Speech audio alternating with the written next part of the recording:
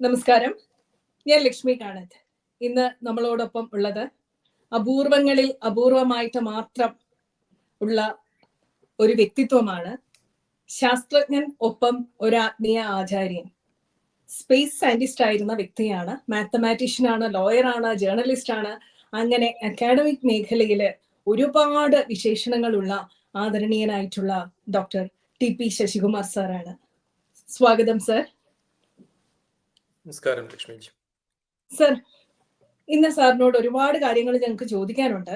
ഇപ്പോ സമകാലീനമായിട്ടുള്ള ചില സംഭവങ്ങളുടെ അടിസ്ഥാനത്തില് ഞങ്ങൾക്ക് എല്ലാവർക്കും ഗുരുവായൂർ മഹാത്മ്യത്തെ കുറിച്ച് ശാസ്ത്രജ്ഞനും ആത്മീയ ആചാര്യനുമായിട്ടുള്ള അങ്ങയിൽ നിന്ന് കേൾക്കാൻ ആഗ്രഹിക്കുന്നുണ്ട്. കാരണം അങ്ങൊരു താന്ത്രിക ആചാര്യൻ കൂടിയാണ്. തന്ത്രം, മന്ത്രം, ധ്യാനം തുടങ്ങി അനേകം മേഖലയില് വിദഗ്ധനായിട്ടുള്ള ഒരു വ്യക്തിയാണ്.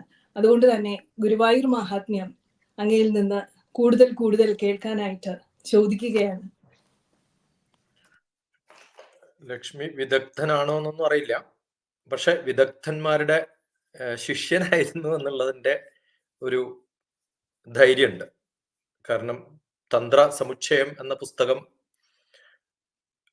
മലയാളത്തില് എഴുതിയിട്ടുള്ള ഏക ബുക്ക് എന്ന് പറയുന്നത് തന്ത്രവിദ്യാപീഠം തുടങ്ങിയിട്ടുള്ള മാധവ്ജിയുടെ ശിഷ്യൻ ആയിട്ടുള്ള ബ്രഹ്മശ്രീ KPC അനുജൻ ഭട്ടതിരിപ്പാട് ശിഷ്യനായിട്ട് അംഗീകരിച്ചിട്ടുള്ള ഏകയാള് ഞാനാണ്. വേറെ ശിഷ്യന്മാരൊന്നും അദ്ദേഹത്തിന് ഉണ്ടായിട്ടില്ല. അപ്പൊ അദ്ദേഹത്തിന്റെ കൂടെ യാത്ര ചെയ്യാനും അദ്ദേഹത്തിന്റെ ഒപ്പം തന്നെ പല സംഭവങ്ങളിലൊക്കെ ഇരിക്കാനും, പിന്നെ ക്ഷേത്ര ആചാരാനുഷ്ഠാനങ്ങൾ എന്ന അദ്ദേഹത്തിന്റെ പുസ്തകത്തില് ഞാൻ പരിചയപ്പെട്ട കാലത്ത് വന്നിട്ടുള്ള ന്യൂ എഡിഷനില് 3 പേജോളം ഡോക്ടർ ടി.പി. ശശികുമാറിനെ കുറിച്ചാണ് പറഞ്ഞിരിക്കുന്നത്. ഇപ്പൊ ക്ഷേത്രാചാരാനുഷ്ഠാനങ്ങളുടെ പുസ്തകത്തിൽ ഡോക്ടർ ടി.പി. ശശികുമാറിനെ കുറിച്ച് അദ്ദേഹം അംഗീകരിച്ചു എന്നുള്ളതാണ് എൻ്റെ ഒരു ധൈര്യം. രണ്ടാമത്, വാസ്തുശാസ്ത്രത്തില് 2 ചേതനകളുണ്ട് കേരളത്തില്. ഒന്ന് കാണിപ്പയ്യൂരും മറ്റൊന്ന് മലബാർ ഭാഗത്തുള്ള കേശവനാചാരി എന്ന് പറയുന്ന ഒരാൾ. കേശവനാചാര്യൊക്കെ ഇതിന്റെ തന്ത്രശാസ്ത്രത്തില് അധിപനായിട്ടുള്ള ആളാണ്. അദ്ദേഹത്തിന്റെ ഒരു ശിഷ്യനും കൂടിയാണ്. തന്ത്ര സമുച്ചയം പോലെ തന്നെ പ്രാധാന്യമുള്ളതാണ് ക്ഷേത്ര കൺസ്ട്രക്ഷൻ എന്ന് പറയുന്നത്. സമുച്ചയത്തിൽ മിക്കവാറും ചടങ്ങുകളാണ്. അപ്പോൾ അങ്ങനെ ആ ചടങ്ങുകളൊക്കെ പഠിക്കാനും അദ്ദേഹത്തിന്റെ കൂടെയൊക്കെ യാത്ര ചെയ്യാനും കൂടെ ഇരിക്കാനും പൂജ ചെയ്യാനും ഒക്കെ സാധിച്ചിട്ടുണ്ട്. പിന്നെ കേരളം വിട്ടു കഴിഞ്ഞാലുള്ള ഹൈദരാബാദിൽ ഉള്ള താമസം നല്ലപോലെ സഹായിച്ചിട്ടുണ്ട്. കാരണം കേരളത്തിന്റെ പ്രത്യേകത, കേരളത്തിൽ പൂജാരിമാരാണ് പൂജ ചെയ്യുക. കേരളത്തിന് വെളിയിൽ ഇപ്പൊ ഹൈദരാബാദിലൊക്കെ നമ്മൾ ഏതെങ്കിലും ഒരു പൂജക്ക് വിളിച്ചു കഴിഞ്ഞാൽ ഗൃഹസ്ഥനാണ് പൂജ ചെയ്യേണ്ടത്. അദ്ദേഹത്തെ ഗൈഡ് ചെയ്യാണ് ഈ ബ്രാഹ്മണന്മാരുടെ കടമ എന്ന് പറയുന്നത്. അങ്ങനെ വളരെ രസകരമായിട്ടുള്ള കുറെ അനുഭവങ്ങൾ ഉണ്ടായിട്ടുണ്ട്. നമ്മളിപ്പോ ക്ലാസ് എടുക്കാനൊക്കെ ആയിട്ട് അമേരിക്കയിൽ പോയി 5-6 മാസം താമസിച്ച് അവിടെ ഒരു ക്ഷേത്രം പണിയാനുള്ളതിന്റെ മിക്കവാറും സംഭവങ്ങൾ ചെയ്തു തീർത്തു വന്നിട്ടുള്ള ഒരാൾ ഞാനാണ്.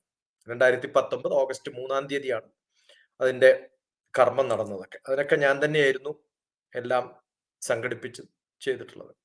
അപ്പൊ അവിടെയൊക്കെ ഈ അവരുടെയൊക്കെ ധാരണ ഞാൻ പൂജ ചെയ്യുന്ന ഒരാളാണെന്ന്. അപ്പൊ ഞാൻ പറഞ്ഞു എനിക്ക് അതിനുള്ള യോഗ്യതയില്ല, പക്ഷെ പഠിപ്പിക്കാം. അപ്പം ചില ബ്രാഹ്മണന്മാരൊക്കെ അവിടെ പിന്നെ കമ്പനിയിലൊക്കെ ജോലി ചെയ്യുന്ന സോഫ്റ്റ്വെയർ എഞ്ചിനീയേഴ്സ് ഒക്കെ പൂണൂലൊക്കെ ഉള്ളവരുണ്ട്, ഇതിന് വിധിക്കപ്പെട്ടിട്ടുള്ളവരുണ്ട്. അപ്പൊ അവർക്ക് ധൈര്യമില്ല ചെയ്യാൻ. അവർക്ക് ധൈര്യമില്ല, പക്ഷെ എനിക്ക് ചെയ്യാൻ അറിയില്ല. അപ്പൊ ഞാൻ അവർക്ക് ധൈര്യം കൊടുത്തിട്ട് ഞാൻ അതിന്റെ ഉടമയായി നിന്ന് അവരെ കൊണ്ട് ചെയ്യിപ്പിച്ചിട്ടുണ്ട്. അത് അവരുടെ അമ്മമാർക്കൊക്കെ വലിയ സന്തോഷം കൊടുത്തിട്ടുള്ള ഒരു സംഭവമാണ്. കാരണം എൻ്റെ മകൻ ഒരിക്കലും പൂജ ചെയ്യില്ല എന്നൊക്കെ പറഞ്ഞ് നടന്ന ആൾക്കാരെയൊക്കെ പൂജയ്ക്ക് വേണ്ടിയിട്ട് ഞാൻ ശ്രമിക്കുകയുണ്ടായി എന്ന് പറയാം. പഠിപ്പിച്ചു എന്ന് പറയാൻ പറ്റില്ല, കാരണം അവർക്ക് അറിയാം, അവരുടെ അമ്മക്കും ഒക്കെ കണ്ടിട്ടുണ്ട്, അച്ഛൻ ചെറുപ്പത്തിലൊക്കെ ചെയ്തിട്ടുണ്ട്. പക്ഷെ ഇത് വിട്ടുപോയിട്ടുള്ളവരെ തിരിച്ചു കൊണ്ടുവരാനൊക്കെ സാധിക്കും. ആ ചെറിയ ചെറിയ അറിവുകൾ മാത്രം എന്ന് വെച്ചാൽ അതിന് വിധിക്കപ്പെട്ടിട്ടുള്ള ഒരാളല്ല ഞാൻ. പക്ഷെ എനിക്ക് തോന്നുന്നു നമ്മളിപ്പോ ഗുരുവായൂർ എന്ന് പറയുമ്പോൾ നമ്മുടെ മനസ്സിൽ ആദ്യം വരുന്നത്, എൻ്റെ മനസ്സിലൊക്കെ ആദ്യം വരുന്നത് വളരെ സാമൂഹികമായിട്ടുള്ള കവിത എഴുതിയിട്ടുള്ള, ജ്ഞാനപ്പാനയൊക്കെ എഴുതിയിട്ടുള്ള ഭക്തകവി പൂന്താനം ആണ്. അപ്പൊ അദ്ദേഹം പറഞ്ഞിട്ടുള്ളതാണ് നമ്മളൊക്കെ കേട്ടിട്ടുള്ളത്. അപ്പൊ എൻ്റെ വരികൾ എനിക്ക് വരുന്നത് യുഗം 4-ലും നല്ലു കലിയുഗം എന്നാണ്. 4 യുഗത്തിൽ ഏറ്റവും നല്ല കാലം കലിയുഗമാണെന്നാണ്. അത് നമുക്കങ്ങോട്ട് ദഹിക്കാത്തൊരു സംഭവമാണ്. കാരണം അതിനേക്കാളും നല്ല യുഗമാണ് സത്യയുഗം. അത് കഴിഞ്ഞിട്ട് രാമൻ ഉണ്ടായിരുന്ന കാലം, കൃഷ്ണൻ ഉണ്ടായിരുന്ന കാലം. അങ്ങനെ ദ്വാപരം കഴിഞ്ഞിട്ട് കലിയുഗം എങ്ങനെയാണ് നന്നാവുക എന്നുള്ളതാണ്. കാരണം നമ്മൾ ഇപ്പൊ ജീവിക്കുന്ന ലോകമാണ് ഏറ്റവും നല്ലതെന്ന് വിശ്വസിക്കുന്നതാണ് നമുക്ക് ഏറ്റവും നല്ല സമാധാനം തരുന്നത്. എന്റെ കുടുംബമാണ് നല്ലത്. ഇപ്പൊ ഞാൻ ഏതെങ്കിലും ഇന്നാളുടെ മകനായി ജനിച്ചിരുന്നെങ്കിൽ ഞാൻ നന്നായി എന്ന് പറയുന്നതിനേക്കാളും അങ്ങനെ നന്നാവാൻ എനിക്ക് പറ്റില്ല. കാരണം അങ്ങനെ ആവില്ലല്ലോ ഞാൻ. അപ്പൊ ആവാത്തൊരു കാര്യത്തെക്കുറിച്ച് ആലോചിച്ചിട്ട് ബുദ്ധിമുട്ടുന്നതിനേക്കാളും എന്റെ ലോകം നന്നാവണമെന്നാണ്. അത് വളരെ രസകരമായിട്ട് പറഞ്ഞിട്ടുള്ളത് രാമായണത്തിൽ തന്നെയാണ്. ഇവരൊക്കെ എഴുതുന്ന കവിതകൾ നോക്കിയാൽ അതിന്റെയൊക്കെ ഉള്ളറകളില് നമുക്ക് യോഗവാസിഷ്ടം കാണാം. പൂർണ്ണേ മനസ്സി സമ്പൂർണം ജഗത് സർവം സുധാദ്രവൈഹി ഉപാന ഗൂഢപാദസ്യ നനുചർമ്മ സ്തുതൈവ ഭൂഹു. എനിക്ക് പോകുന്നിടത്തൊക്കെ സന്തോഷം കിട്ടണമെങ്കിൽ ഞാൻ സന്തോഷം കൊണ്ട് നടക്കുകയാണ് നല്ലത്. അതാണ് ഡിസീസും ഇൽനെസ്സും തമ്മിലുള്ള വ്യത്യാസം. ഇത് പറയാൻ കാരണം എന്താണ് ഭഗവത്ഗീതയുടെ എസൻസ് എന്ന് ചോദിച്ചാൽ, ഭഗവത്ഗീത മുമ്പിൽ വെച്ചിട്ടായിരിക്കണം. അപ്പൊ ഭഗവത്ഗീതയുടെ എസൻസ് എന്താണെന്ന് ചോദിച്ചാൽ, ഭഗവത്ഗീത തുടങ്ങുന്നത് 2-ാം അധ്യായത്തില് 7-ാം ശ്ലോകത്തിലാണ്. ഭഗവത്ഗീത 1-ാം അധ്യായത്തിൽ 1-ാം ശ്ലോകത്തിലല്ല തുടങ്ങുന്നത്. അപ്പൊ അത് തുടങ്ങുന്നത് തന്നെ, അല്ലെങ്കിൽ അതിന്റെ ഒരു 11-ാമത്തെ ശ്ലോകത്തിലാണ്. അശോച്യ അനന്യശോചസ്ത്വം എന്നാണ്. ദുഃഖമില്ലാതിരിക്കണം, അശോച്യ, ശോചമില്ലാതിരിക്കണം, ദുഃഖമില്ലാതിരിക്കണം എന്നാണ് തുടങ്ങുന്നത്. അവസാനിക്കുന്നത് മാ ശുച എന്നുള്ള ശ്ലോകത്തിലാണ്. 66-ാമത്തെ ഓക്കെ. മാ ശുച സർവധർമാൻ പരിത്യജ്യ മാമേകം ശരണം വ്രജ അഹം ത്വാ സർവപാപിഭ്യോ മോക്ഷയിഷ്യാമി മാ ശുച. അപ്പൊ എന്താണ് ഭഗവാൻ നമുക്ക് പറഞ്ഞു തരുന്നത്? എന്താണ് ഈ കർമ്മങ്ങളുടെയൊക്കെ ഒബ്ജക്റ്റീവ് ആൻഡ് സ്കോപ്പ്? നമ്മൾ PhD ഒക്കെ ചെയ്യുമ്പോൾ ആദ്യം എഴുതേണ്ടത് ഒബ്ജക്റ്റീവ് ആൻഡ് സ്കോപ്പാണ്. എന്തിനാണ് ഇത് ചെയ്യുന്നത്? ആർക്ക് വേണ്ടിയാണ് ചെയ്യുന്നത്? ഇപ്പൊ ഗുരുവായൂരിനെ കുറിച്ചായാലും ഏത് ക്ഷേത്രത്തെ കുറിച്ചായാലും ഏത് തന്ത്ര വൈദ്യ സംബന്ധികളായിട്ടുള്ള സംഭവങ്ങളെ കുറിച്ചൊക്കെ പറയുമ്പോൾ ആദ്യം അറിയേണ്ടത് ഒബ്ജക്റ്റീവ് ആൻഡ് സ്കോപ്പ്. എന്തിനാണ് ഭഗവത്ഗീത പഠിക്കുന്നത്? ഭഗവത്ഗീത പഠിക്കുന്നത് മാശുച, ദുഃഖമില്ലാണ്ടിരിക്കാനാണ്. ഭഗവാൻ കൃഷ്ണനും അങ്ങനെയാണ് പറഞ്ഞിരിക്കുന്നത്. ചതുർവിധേ ഭജന്തേമ, 4 തരത്തിലുള്ള ആൾക്കാർ. ആർത്തോ, എനിക്ക് തീരെ ഇഷ്ടമില്ലാത്ത ആൾക്കാരാണ് ദുഃഖത്തോടു കൂടി വരുന്നവരെന്നാണ്. ജിജ്ഞാസു, ചിലർ വരും എന്തിനാണ്. ഇപ്പൊ ഈ വീഡിയോ കേൾക്കുന്നവർ പലരും ഇയാൾ എന്താ പറയണമെന്ന് അറിയാനല്ല, ഇതെന്തിനാ പറയണമെന്ന് അറിയാനുമല്ല, ഇതാരാ പറയണമെന്ന് അറിയാനാണ്. അപ്പൊ അവർക്ക് ആരാണ് എന്നുള്ളതാണ് പ്രാധാന്യം. അപ്പൊ അങ്ങനെ പലരും ഉണ്ടാവും. ആരൊക്കെയാ വരുന്നത് ക്ഷേത്രത്തിൽ? അവനവനെ വലിയ മോട്ടീവ് ഒന്നുമില്ല, ബാക്കിയുള്ളവരുടെ മോട്ടീവ് എന്താണെന്ന് അറിയാൻ ആഗ്രഹിക്കുന്ന കുറെ പേരുണ്ടാവും. അപ്പൊ ശരിക്കു പറഞ്ഞാൽ നമ്മുടെ കവികളൊക്കെ പറഞ്ഞു നിർത്തിയിട്ടുള്ളതൊക്കെ ഒറ്റ തത്വത്തിലാണ്. നമുക്കൊക്കെ വേണ്ടത് സുഖമാണ്. ഭാഗ്യത്തിന് ഞാൻ വർക്ക് ചെയ്ത ഡിപ്പാർട്ട്മെന്റ് സ്പേസ് ഡിപ്പാർട്ട്മെന്റ് ആണ്. സ്പേസിന്റെ സംസ്കൃതം ഘം എന്നാണ്. ഘം എന്ന് പറഞ്ഞാൽ സ്പേസ് എന്ന അർത്ഥം. അതിൽ സു ചേർക്കുമ്പോൾ സുഖവും ദു ചേർക്കുമ്പോൾ ദുഃഖവുമാവും. അപ്പൊ നല്ല സ്പേസ് ഉള്ളവർക്ക് സുഖവും മോശം സ്പേസ് ഉള്ളവർക്ക് ദുഃഖവും. അപ്പൊ നല്ല സ്പേസ് ഉണ്ടാക്കി കൊടുക്കുക എന്നുള്ളത് നമ്മുടെ ഒരു കടമയാണ്. അപ്പൊ ഓരോ ജനതതികൾ സഞ്ചരിക്കുന്ന എല്ലാ സ്ഥലത്തും അവർക്ക് സുഖം കിട്ടാനുള്ളൊരു സ്ഥലം.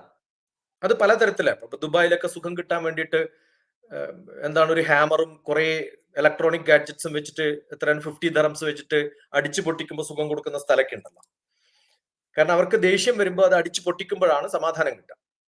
നമ്മളെ സംബന്ധിച്ചിടത്തോളം സമാധാനം കൊടുക്കുന്നത് നമ്മളിൽ കൂടുതൽ പവറുള്ള എന്തോ ഒരു ശക്തി ഉണ്ട് എന്ന് വിശ്വസിക്കുന്ന, അത് നമ്മൾ ഏറ്റുപാടുമ്പോൾ, എനിക്ക് ഡ്രൈവിംഗ് ലൈസൻസ് ഇല്ല, പക്ഷെ ഞാൻ ഓടിച്ചു പോകുന്ന സമയത്ത് നേരെ മുമ്പിൽ ഒരു പോലീസ് വന്നാൽ എന്തായാലും വിറക്കും. വിറക്കാണ്ടിരിക്കണമെങ്കിൽ എൻ്റെ അടുത്തൊരു MLA ഇരിക്കണം, അല്ലെങ്കിൽ MP വേണം, അല്ലെങ്കിൽ ഞാനൊരു പോലീസുകാരനാവണം. അപ്പൊ എനിക്ക് വിറ വരില്ല, കാരണം അവനെക്കാളും വലിയ ആളാണ് നമ്മൾ, അല്ലെങ്കിൽ പറഞ്ഞു നിൽക്കാൻ പറ്റും. ഇതൊന്നും ഇല്ലാത്തവർക്ക്, എനിക്ക് ഒരു അമ്മയുണ്ട്, അച്ഛനുണ്ട്, അവർക്കൊന്നും പക്ഷെ സഹായിക്കാൻ പറ്റിയെന്ന് വരില്ല, അവർ പിഴ അടക്കേണ്ടി വരും. അപ്പൊ നമുക്ക് ഭയം വരുമ്പോ നമുക്ക് ധൈര്യം തരാനുള്ള ഒരാളാണ് കൃഷ്ണ കൃഷ്ണ മുകുന്ദ ജനാർദ്ദന കൃഷ്ണ ഗോവിന്ദ രാമ എന്നിങ്ങനെ രാമൻ സങ്കീർത്തനം. ഈ കലികാലം നല്ല കാലം എന്ന് പറഞ്ഞിട്ട് ആ പാരഗ്രാഫ് അവസാനിക്കുന്നത് ഇങ്ങനെ ചൊല്ലിയാൽ നിങ്ങളെ കലികാലം നല്ല കാലാവുന്നു. എന്ത് രസകരമായിട്ടാണ് ഒരു ഇതിനൊക്കെ മാത്തമാറ്റിക്സിൽ റിഡക്ഷ്യോ അബ്സേർഡ് മെത്തേഡ് എന്ന് പറയാം. തെറ്റായിട്ടുള്ളതിനെ പറഞ്ഞ് അത് ശരിയായി പ്രൂവ് ചെയ്യുക. അങ്ങനെയാണ് തിയറം മാത്തമാറ്റിക്സിലൊക്കെ പ്രൂവ് ചെയ്യുക. അങ്ങനെ ചിന്തിച്ച് മറ്റ് ലോകങ്ങളിലെ 3 ലോകങ്ങളിലെ 13 ലോകങ്ങളിലെ മറ്റു ദ്വീപുകളിലെ മറ്റു ഖണ്ഡങ്ങളിലുള്ളവരൊക്കെ ഭാരതത്തെ നോക്കിയിട്ട് അതിശയിക്കുകയാണ്, ഈ കാലത്തും എങ്ങനെയാണ് ഇവർ ഹാപ്പി ആയിരിക്കുന്നത്. ആ പൂന്താനം എഴുതിയിട്ടുള്ള വരികൾ നോക്കിയാൽ എന്ത് രസകരമായിട്ടാണ്. അത് ചിന്തിച്ചു മറ്റു ലോകത്തിലുള്ള ആൾക്കാര് മറ്റു 3 യുഗങ്ങളിലുള്ളവർക്ക് പോലും ഇപ്പൊ അത്ഭുതമാണ്. കലികാലം ഏറ്റവും മോശം കാലമായിട്ട് മാറേണ്ട കാലത്ത് എങ്ങനെയാണ് ഇവർ ഹാപ്പി ആയിരിക്കുന്നത്. അപ്പൊ അതിന് നമുക്ക് കലികാലം, പ്രളയം വന്നു, ദ്വാപരയുഗം കഴിഞ്ഞു, ദ്വാപരം തന്നെ വെള്ളത്തിൽ ആണ്ടുപോയി. ഇനി എൻ്റെ ജനങ്ങൾക്ക് ഏറ്റവും പ്രശ്നമുണ്ടാവാൻ സാധ്യതയുള്ള ഒരു സ്ഥലത്ത്, ചിലപ്പോൾ കഥയിൽ തിരിച്ചായിരിക്കും കാണാം, ഏറ്റവും നല്ല സ്ഥലത്ത് കൊണ്ടുവെക്കണം എന്ന് വിചാരിച്ചിട്ടായിരിക്കും. അങ്ങനെയാണ് ചിലപ്പോൾ കൃഷ്ണൻ ഭജിച്ചിരുന്ന, കൃഷ്ണന്റെ അച്ഛനും അമ്മയും പൂജിച്ചിരുന്ന മഹാവിഷ്ണുവിന്റെ ബിംബമാണ് കേരളത്തിൽ കൊണ്ട് സ്ഥാപിച്ചിരിക്കുന്നത്. അപ്പൊ ഗുരുവായൂരിന്റെ പ്രത്യേകത നമുക്ക് മനസ്സിലായല്ലോ. ഈ കലികാലത്തിൽ ഏറ്റവും ദുഃഖമുണ്ടാവുന്ന സ്ഥലത്ത് ലോകത്തിലെ എല്ലാവർക്കും അത്ഭുതകരമായിട്ട് എങ്ങനെ സന്തോഷിപ്പിക്കാൻ പറ്റുന്ന ഏറ്റവും വലിയൊരു മൂർത്തിയെ എവിടെ നമുക്ക് കൊണ്ടുപോയി നിർത്തണം എന്ന് ആലോചിക്കുന്ന സമയത്ത് കൃഷ്ണൻ കണ്ടെത്തിയിട്ടുള്ള, അതിന് കൃഷ്ണന്റെ ഗുരു പറഞ്ഞു കൊടുത്തിട്ടുള്ള, ആ ഗുരു വന്നത് തന്നെ തോണിയിലൊക്കെയാണെന്ന്. അപ്പൊ തോണിയിൽ വരുന്ന സമയത്ത് അന്ന് മോട്ടോർ വെഹിക്കിൾ അല്ലല്ലോ, കാറ്റിലല്ലേ വരേണ്ടത്. അങ്ങനെ ഗുരു വായു ആയിട്ട് വന്നിട്ടുള്ള, വായു നയിക്കപ്പെട്ടിട്ടുള്ള സ്ഥലം. എന്ത് രസകരമായ ഒരു കൺസെപ്റ്റ് ആണെന്ന് ആലോചിച്ചു. ശരിയാണോ തെറ്റാണോ എന്നുള്ളതൊക്കെ പോട്ടെ, അങ്ങനെ ഒരു കൺസെപ്റ്റ് ഉണ്ടാക്കിയെടുത്തിട്ട് അങ്ങനെ കൊണ്ട് സ്ഥാപിക്കപ്പെട്ടിട്ടുള്ള, അല്ലെങ്കിൽ ഗുരുവായൂരപ്പൻ എന്ന് പറയുന്നത് നമ്മളൊക്കെ ധരിച്ചു വരിക്കുന്നത്, പലപ്പോഴും മനുഷ്യന്മാര് ഗുരുവായൂർ പോകുന്ന പലരും ധരിച്ചിട്ടുള്ളത് കൃഷ്ണ കൃഷ്ണ കൃഷ്ണ കൃഷ്ണ എന്നാ വിളിക്കുക. ആശയം കൊണ്ടും സങ്കല്പം കൊണ്ടും ദേവതാരൂപം കൊണ്ടും ഒരു ശിശുരൂപനായിട്ടുള്ള കൃഷ്ണനെ ആണെങ്കിൽ പോലും സാക്ഷാൽ പ്രതിഷ്ഠ അതല്ല. എൻ്റെ പ്രഭാഷണം തുടങ്ങുന്നത് ഗുരുവായൂർ വെച്ചാണ്.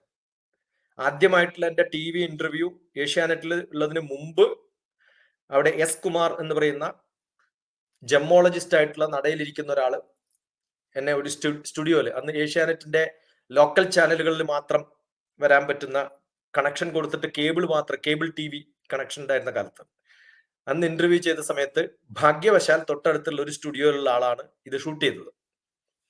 അദ്ദേഹം എനിക്ക് ഈ ഗുരുവായൂർ യഥാർത്ഥ മൂർത്തിയുടെ കൃത്യമായിട്ടുള്ള പിക്ചർ എനിക്ക് തന്നിട്ടുണ്ട്. അത് പലർക്കും കിട്ടാത്ത സംഭവമാണ്. കാരണം എന്താ വെച്ചാൽ അത് അങ്ങനെ പടമെടുക്കാൻ പറ്റില്ല. പക്ഷെ അതിന്റെ പ്രഭ ഒടിഞ്ഞു പോയിരുന്നു. ഒടിഞ്ഞു പോയ സമയത്ത് റിപ്പയർ ചെയ്യാൻ വേണ്ടി പുറത്തു കൊണ്ടുപോയ സമയത്താണ് അതിന്റെ പടം എടുത്തു വെച്ചതും അതിന്റെ ഒരു പീസ്, ആ ഒരു പടം എനിക്ക് കിട്ടിയിട്ടുണ്ട്. അപ്പൊ എന്റെ ആദ്യത്തെ പ്രഭാഷണവും ആദ്യത്തെ ഇന്റർവ്യൂ എവിടെയാണ്? ഗുരുവായൂർ ക്ഷേത്രത്തിലാണ്. അപ്പൊ ഈ പ്രതിഷ്ഠ എന്ന് പറയുന്നത് വളരെ പ്രത്യേകതയുള്ള പ്രതിഷ്ഠയാണ്. നമ്മൾ സൂക്ഷിച്ച് അടുത്ത് നോക്കിയാൽ മാത്രം കാണുന്ന വലിയ രൂപത്തിലുള്ള. അപ്പൊ അത് കൊണ്ടുവന്നിട്ടുള്ളത് ദ്വാരക എന്നാന്ന് ആലോചിച്ച് നോക്കുക. കൃഷ്ണന്റെ അച്ഛന്റെയും അമ്മയുടെയും ഒരു വിഗ്രഹമാണ്. അത് കൃഷ്ണന്റെ വിഗ്രഹം അല്ല, വിഷ്ണുവിന്റെയാണ്. അപ്പൊ വിഷ്ണുവിന്റെ അല്ല, കാരണം അങ്ങനെ ഒരു വിഗ്രഹമേ ഉള്ളൂ. വിഷ്ണുവിന്റെ വിഗ്രഹങ്ങൾ പല സ്ഥലത്തും പലയിടത്തും ഉണ്ടെങ്കിലും ഇതൊറ്റ വിഗ്രഹമേ ഉള്ളൂ. ആ വിഗ്രഹം എന്ന് പറയുന്നത് ചതുർബാഹുവായിട്ടുള്ള, വളരെ പ്രസിദ്ധമായിട്ടുള്ള, ഏറ്റവും നല്ല രൂപത്തില് 4 കൈകളില്, അത് നമ്മൾ ബാലഗോപാലനായിട്ടും കാണാം, ഉണ്ണിഗോപാലനായിട്ടും കാണാം, എന്ത് വേണമെങ്കിലും കണ്ടോളൂ. പക്ഷെ അത് കൃഷ്ണൻ അതിന്റെ കൂടെ ലയിച്ചു ചേർന്നത് കൊണ്ട്, ഇപ്പൊ ശാസ്താവിന്റെ കൂടെ അയ്യപ്പൻ ചേർന്നത് കൊണ്ട് നമ്മൾ അയ്യപ്പനാണ് എന്ന് പറയുന്നത് പോലെ, ശാസ്താവ് ഈക്വലന്റ് ആണെന്ന് പറയുന്നത് പോലെ വേണമെങ്കിൽ നമുക്ക് പറയാം. അപ്പൊ ഇത് ഗുരുവായൂരപ്പൻ എന്ന് പറഞ്ഞാൽ വിഷ്ണു വൈകുണ്ഠത്തിലുള്ള, വിഷ്ണുവിന്റെ നാട് എന്ന് പറയുന്നത് വൈകുണ്ഠാണ്. അഭ്രകം എന്നാണ്. അഭ്രകം അല്ലെങ്കിൽ വെളുത്ത തുളസി മാത്രം വളരുന്ന സ്ഥലം എന്നൊക്കെയാണ് വിശ്വസിക്കുക. ആ സ്ഥലത്ത് വിഷ്ണു ലോകത്തില്, വൈകുണ്ഠത്തില്, ഭൂമിയിലുള്ള ഏക വൈകുണ്ഠം. നിങ്ങൾ എവിടെയും ഗുരുവായൂരപ്പന്റെ ക്ഷേത്രം നോക്കിയാൽ ഇത്തരം പ്രഭയുള്ള, ഭഗവാൻ സമർപ്പിച്ചിട്ടുള്ള, ഭഗവാൻ കൊണ്ട് നിർത്തിയിട്ടുള്ള ഒരു വിഗ്രഹം ഉണ്ടാവില്ല. അതുകൊണ്ട് ലോകത്തിൽ ഉള്ള ഏറ്റവും വലിയ ക്ഷേത്രം ഏതാണെന്ന് ചോദിച്ചാൽ നിസ്സംശയം പറയാവുന്നതാണ് ഈ ഒരു വിഗ്രഹം. അതിന്റെ പ്രത്യേകതകൾ കുറേയുണ്ട്. കാരണം ആഗമാർത്ഥന്തു ദേവാനാം ഗമനാർത്ഥന്തു രാക്ഷസാം എന്നാണ് ആദ്യം ചൊല്ലുന്ന വൈദിക മന്ത്രം. അടച്ചുപൂട്ടി സാന്റം സാൻഡ്രോം പിറ്റേ ദിവസം രാവിലെ തുറക്കുന്ന സമയത്ത് അവിടെ എന്തെങ്കിലുമൊക്കെ ദുഷിച്ചിട്ടുണ്ടെങ്കിൽ അതൊക്കെ പോണം. അത് ഫിസിക്കലായിട്ടുള്ളതല്ല, അത് ദേവന്മാരെ ക്ഷണിച്ചു വരുത്തിയിട്ടാണ് നമ്മൾ അവിടെ പൂജകൾ ചെയ്യാം.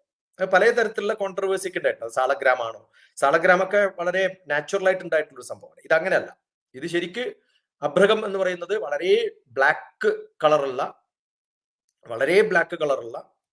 വളരെ മൂലക ഗുണമുള്ള, റേഡിയേഷനിൽ ഹൈലി പവർഫുൾ ആയിട്ടുള്ള, റേഡിയേഷനിൽ അങ്ങേയറ്റത്തെ പവർഫുൾ ആയിട്ടുള്ള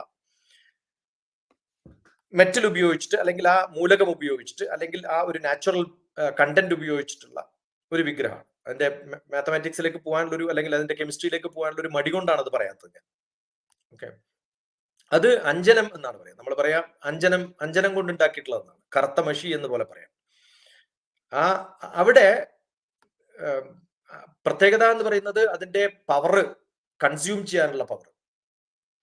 ഇത് തന്നെയാണ് നമ്മുടെ ദുഃഖത്തെ അബ്സോർബ് ചെയ്ത് നമുക്ക് അതിനെ റിഫ്ലക്റ്റ് ചെയ്ത് നന്മയാക്കി മാറ്റാൻ തരാൻ പറ്റുന്ന ഒരു സങ്കല്പം. അതുപോലെ നമ്മൾ മുമ്പിൽ കാണുന്ന ഭഗവാനിൽ ഒരാളാണ്, എഴുത്തുകാരനിലെ, കവികളിലെ ഏറ്റവും കൂടുതൽ പ്രൊമോട്ട് ചെയ്യപ്പെട്ടിട്ടുള്ള ചിലപ്പം മേൽപ്പത്തൂരായിരിക്കും. മേൽപ്പത്തൂരിന്റെ നാരായണീയം എന്ന് പറയുന്നത് എത്രത്തോളം എനിക്ക് അറിയാന്നറിയില്ല. അപ്പൊ എത്രത്തോളം പറയണമെന്നും എനിക്കറിയില്ല. എന്റെ ഈ പിടിച്ചു നിൽക്കുന്നത് ചിലപ്പം അത് എത്ര പറയണം എന്നുള്ളൊരു സംശയം കൊണ്ടാണ്. എഴുത്തച്ഛൻ എന്ന മലയാളത്തിന്റെ പിതാവ്, അദ്ദേഹം മലയാളത്തിന്റെ പിതാവ് എന്ന് പറഞ്ഞാൽ മലയാള ഭാഷ കണ്ടുപിടിച്ചത് കൊണ്ടല്ല, രാമായണം എഴുതിയത് കൊണ്ട് മലയാള ഭാഷ പ്രചാരമായി ആൾക്കാർ വായിക്കണമെന്ന് നാട്ടുരാജാക്കന്മാര് നിർബന്ധപൂർവം സത്സംഗം നടത്തി രാമായണം വായിച്ചില്ലെങ്കിൽ ശിക്ഷ പോലും കൊടുക്കുമെന്നുള്ള ഒരവസ്ഥയിൽ എഴുത്തച്ഛന്റെ രാമായണം അന്ന് പ്രിന്റ് ചെയ്യാൻ മാർഗമില്ലാത്തതുകൊണ്ട് കൈയെഴുത്ത് പ്രതികൾ എഴുതി ആൾക്കാരെ കൊണ്ട് എഴുതിപ്പിക്കുകയാണ്.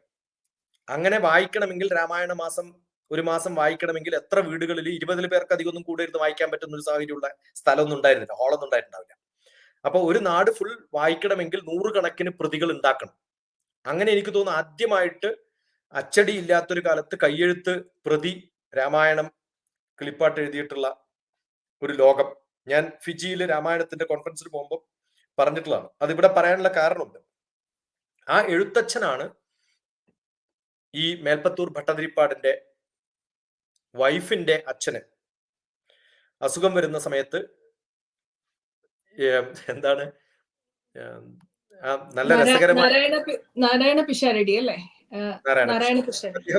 അദ്ദേഹം പറഞ്ഞിട്ടുള്ളൊരു വാക്കുണ്ട്, എനിക്ക് പെട്ടെന്ന് വരുന്നില്ല, ഓർക്കണ്ടോ അറിയില്ല ലക്ഷ്മി. അദ്ദേഹം മത്സ്യം വെച്ച് തുടങ്ങണം, മത്സ്യത്തിൽ നിന്ന് തുടങ്ങണം, മത്സ്യം കൂട്ടി തുടങ്ങണം. അതെ, മത്സ്യം കൂട്ടി തുടങ്ങണം എന്നാണ് ആ വാക്ക്. കൂട്ടി എന്നുള്ളത് വരാത്തുണ്ട്. മത്സ്യത്തിൽ തുടങ്ങണം എന്നല്ല, മത്സ്യം കൂട്ടി തുടങ്ങണം. അപ്പൊ നാരായണീയം എഴുതണം എന്നുള്ള ഒരു കൺസെപ്റ്റ് വന്ന് ഓരോ ദശകങ്ങള് എന്റെ ഗുരു നാരായണീയം രാവിലെ ചൊല്ലി, നാരായണീയം എന്ന് പറയുന്ന ഒരു .org ഉണ്ട്, ഇപ്പൊ ഉണ്ടോന്ന് എനിക്കറിയില്ല. അതിന്റെ ചൊല്ലി റെസ്റ്റ് എടുക്കാൻ വേണ്ടി കിടന്ന സമയത്താണ് സുഖചികിത്സക്ക് പോയിട്ട് അദ്ദേഹം വിട്ടുപോകുന്നത് നമ്മളെ. അപ്പൊ നാരായണീയത്തിന്റെ കൺസെപ്റ്റ് എന്താണെന്ന് ചോദിച്ചാൽ ഒറ്റ വാക്കില് ആയുരാരോഗ്യ സൗഖ്യം എന്നുള്ളതാണ്. നമുക്കൊക്കെ സുഖം വേണം എന്നുള്ളതാണ്. എന്തിനാണ് ഗുരുവായൂർ പോകുന്നത് വെച്ചാൽ ഒറ്റ ഉത്തരവേ ഉള്ളൂ, സുഖം, സന്തോഷം. ആ സന്തോഷം എന്നുള്ളത് ടെമ്പററി സന്തോഷമല്ല, എങ്ങനെ എനിക്ക് ലോങ്ങർ ആയിട്ട് സന്തോഷം ഉണ്ടാക്കിയെടുക്കാൻ പറ്റും എന്നുള്ളതാണ്. അപ്പൊ ആ കൺസെപ്റ്റ് നമ്മൾ മനസ്സിലാക്കുമ്പോൾ ഓരോ കവികളും, അത് എഴുത്തച്ഛനിൽ നിന്ന് അധ്യാത്മരാമായണം തുടങ്ങി, ഭക്തിപ്രസ്ഥാനത്തിൽ തുടങ്ങി, കാവ്യം സുധേയം കഥ രാഗവീയം, കർത്താവ് തുഞ്ചത്തുളവ, അത് അവസാനം പറയുന്ന വാക്കെന്ന് ആലോചിച്ച് നോക്കൂ, ആനന്ദലബ്ധിക്കിനി എന്തു വേണം, അവിടെയും ആനന്ദമാണ്. അപ്പൊ അൾട്ടിമേറ്റ്ലി മനുഷ്യന് വേണ്ടത്, എനിക്ക് കുറെ പ്രശസ്തി ഉണ്ട്, ആനന്ദം ഉണ്ടാവണമെന്നില്ല. ബ്രഹ്മാനന്ദം എന്ന് പറയുന്ന അൾട്ടിമേറ്റ് ആനന്ദം എത്ര കാശുകാരനും ഉണ്ടാവണമെന്നില്ല. രണ്ടാമത് നല്ല അറിവ് അവനും ഉണ്ടാവണമെന്നില്ല. 3 നല്ല പ്രശസ്തി, ഈ 3 കാര്യങ്ങളാണ്. അത് നമ്മുടെ വിഷ്ണു സഹസ്രനാമത്തിൽ എന്തിനാണ് ഇത് ചൊല്ലുന്നത്? ഞാൻ പറഞ്ഞല്ലോ, ഒബ്ജക്റ്റീവ് ആൻഡ് സ്കോപ്പ്. വിഷ്ണു സഹസ്രനാമം പറഞ്ഞു കൊടുത്തപ്പോഴും ഉടനെ ധർമ്മപുത്രർ ചോദിച്ച ചോദ്യം ഭീഷ്മരോട്, ഞാൻ എന്തിനാ ഇത് പഠിക്കുന്നത്, ഞാൻ എന്തിനാ ചൊല്ലണത്? Objective and scope. ക്വസ്റ്റ്യൻ ചെയ്യാന്നുള്ളത് ഭാരതീയ ശാസ്ത്രത്തിന്റെ ഏറ്റവും വലിയ ഒരു ഗുണമാണ്. അതുകൊണ്ടാണ് ചാർവാകന്മാർക്ക് ഋഷി പദവി കൊടുത്തിരിക്കുന്നത്. എല്ലാത്തിനെയും ചോദ്യം ചെയ്യുക, ക്രിട്ടിസൈസ് ചെയ്യുക എന്ന് പറഞ്ഞാൽ ഇംഗ്ലീഷിൽ തെറ്റായിട്ടുള്ള വാക്കാണ്, പക്ഷെ മലയാളത്തിൽ നിരൂപണം എന്നാണ്. രൂപമില്ലാത്തതിന് രൂപം കൊടുക്കുന്നതിനെയാണ്, അല്ലെങ്കിൽ ഷേപ്പ് ചെയ്യുന്നതിനെയാണ് നിരൂപണം എന്ന് പറയാം. അപ്പൊ നിരൂപണ ബുദ്ധി ഉണ്ടാവണം, നല്ലതാണ്. അത് നെഗറ്റീവ് ആകുമ്പോഴാണ് ഇപ്പോഴുള്ള ക്രിറ്റിസിസം ആയിട്ട് മാറുന്നത്, തെറ്റായിട്ട് മാറുന്നത്. അപ്പൊ ഇദ്ദേഹം കൃത്യമായിട്ട് ചോദിക്കുന്നുണ്ട് എന്തിനായിരുന്നു ചൊല്ലുന്നത്. വേദാന്തഗോ ബ്രാഹ്മണ ക്ഷത്രിയോ വിജയീ ഭവേത് വൈശ്യോ ധനസമൃദ്ധ ശൂദ്ര സുഖമാപ്നുയാത്മ. വേദാന്തഗോ ബ്രാഹ്മണ, ബ്രാഹ്മണന്മാർക്ക് വേദാന്തം നോർത്ത് മാത്രം വർക്ക് ചെയ്താൽ, ഉത്തർപ്രദേശ് മാത്രം വർക്ക് ചെയ്താൽ നോളജ് കിട്ടും. മധ്യപ്രദേശ് ആയാൽ വൈശ്യരായി. ഈ ക്ഷത്രിയന്മാരുടെ ഇതാണ് ഏറ്റവും പവർഫുൾ ആയിട്ടുള്ളത്. പക്ഷെ ഇതൊന്നും ഇല്ലാത്ത ശൂദ്രന്മാരുടെ സന്തോഷമാണ്. ഈ എല്ലാം ഉള്ളവർക്ക് അൾട്ടിമേറ്റ് വേണ്ടത് എന്താന്ന് ചോദിച്ചാൽ എനിക്ക് സന്തോഷമാണ് വേണ്ടത്. അതാണ് ശാന്താകാരം എന്ന് പറഞ്ഞ് തുടങ്ങുന്ന പോയട്രി എടുത്തു നോക്കിയാലും എല്ലാത്തിലും നമുക്കിത് കാണാൻ പറ്റും. എത്ര രസകരമായിട്ടുള്ള ഒരു അനുഭൂതിയാണ് ആ ഒരു സംഭവത്തിലൂടെ നമുക്ക് മനസ്സിലാക്കിയെടുക്കേണ്ടതാണ്. അപ്പൊ ഇത് എത്ര വേണമെങ്കിലും പറയാം. പിന്നെ അതിന്റെയൊക്കെ ഒരു കഴിവെന്ന് പറയുന്നത് ഈ കവികൾക്കൊക്കെ ഉണ്ടായിരുന്ന ഒരു ദർശനം എന്ന് പറയുന്നത്. ഞാനും തിരുമേനിയും കൂടി തൃശ്ശൂരിൽ നിന്ന് ആലപ്പുഴ വരെ റോഡിൽ പോകുന്ന സമയത്ത് ബ്രഹ്മശ്രീ KPC അനുജൻ ഭട്ടതിരിപ്പാട് എന്നോട് പറയും, പോകുന്ന എല്ലാ വണ്ടികളുടെയും നമ്പർ എഴുതി വെച്ചോളാൻ പറയും. ആ നമ്പറൊക്കെ ഞാൻ എഴുതി വെക്കും. ആ KL എന്നൊക്കെയുള്ള ഭാഗം കൂടെ കളയാം, നമ്പർ മാത്രം, അവസാനത്തെ 4 അക്കം നമ്പർ മാത്രം എഴുതാൻ പറയും. അത് കഴിഞ്ഞൊരു 30 എണ്ണൊക്കെ എഴുതി കഴിയുമ്പോൾ തിരുമേനി പറയും, ഇനി ഞാൻ പറയാം ഈ നമ്പറുകളൊക്കെ, കറക്റ്റ് ആയിട്ട് നമ്പർ പറയും. ഇതൊക്കെ കടപ്പാതി നമ്പർ സിസ്റ്റത്തിലൂടെ ഉണ്ടാക്കിയെടുത്തിട്ടുള്ളതാണ്. അപ്പൊ ആയുരാരോഗ്യ സൗഖ്യം എന്നുള്ള വാക്കില് അന്ന് ഞാൻ പഠിച്ചിട്ടില്ല. ഷാ എന്ന് പറഞ്ഞാൽ 5 ആണ്, ശശി എന്ന് പറഞ്ഞാൽ 55 എന്നാണ്, അങ്ങോട്ടും ഇങ്ങോട്ടും തിരിച്ചെഴുതിയാലും 55 എന്നാണ്. അപ്പം ആയുരാരോഗ്യ സൗഖ്യം, ആ എന്ന് പറയുമ്പോ 0, യു എന്ന് പറയുന്ന ആയു യു, യാ എന്ന് പറയുമ്പോ 1, രാ 2, രാ 2, ആയുരാരോഗ്യ പിന്നെയും രായനാണ്, പിന്നെ 1, ഖ 7, ഖ 1, സൗഖ്യം സ 7, ഖ 1, ഇതെല്ലാം കൂടി തിരിച്ചെഴുതുക.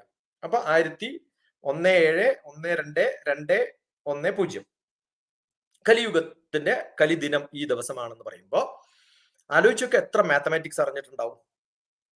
ഇത് കവിതകളിൽ എങ്ങനെ ഉണ്ടാക്കിയെടുക്കാൻ സാധിച്ചു. അപ്പൊ എപ്പോഴാണ് കലിയുഗം അവസാനിച്ച് എപ്പോഴാണ് ശ്രീകൃഷ്ണന്റെ വിഗ്രഹം അവിടെ എത്തിയിട്ടുള്ളത്? അപ്പൊ എത്ര വർഷമായി ഈ ക്ഷേത്രം എന്ന് ചോദിച്ചാൽ അതിന്റെ ഉത്തരമൊക്കെ അതിനകത്തുണ്ട്. അപ്പൊ ഇത്രയും രസകരമായിട്ടുള്ള, ഇത്രയും മൂല്യവത്തായിട്ടുള്ള, അത് സാളഗ്രാമാണെങ്കിൽ സാളഗ്രാം ആയിക്കോട്ടെ, സാളഗ്രാമാണെങ്കിലും വളരെ പവർഫുൾ ആയിട്ടുള്ള കുറേ സാൻഡുകൾ ചേർന്നിട്ടുള്ള സാളഗ്രാമം അങ്ങനെയാണ് ഉണ്ടാവുന്നത്. ഞാൻ ഗണ്ഡകി റിവറിൽ നേപ്പാളിൽ പോയിട്ടുണ്ട്. സാളഗ്രാമം അവിടുന്ന് പെറുക്കിയെടുക്കാൻ പറ്റും. അവിടെ സാധാരണ വിൽപ്പനയ്ക്ക് വെച്ചിട്ടുള്ള സാധനമാണ് സാളഗ്രാമം. വളരെ അതും ബ്ലാക്ക് ആണ്, അതുകൊണ്ടാണ് ഈ കൺഫ്യൂഷൻ ഉണ്ടായിട്ടുണ്ടാവുക. അപ്പൊ ഈ മൂലവിഗ്രഹത്തിലെ എന്താണ് പാതാള അഞ്ജനം എന്നങ്ങാണ്ടാണ് മലയാളം. പക്ഷെ ആ പാതാള അഞ്ജനം എന്ന് പറയുന്ന വാക്കിന് തന്നെ പ്രത്യേകതയുണ്ട്. അജ്ഞാന തിമിരന്തസ്യ ജ്ഞാനാഞ്ജന ശലാകയ ചക്ഷുരുന്മീലിതമേന തസ്മൈ ശ്രീ ഗുരവേ നമഃ.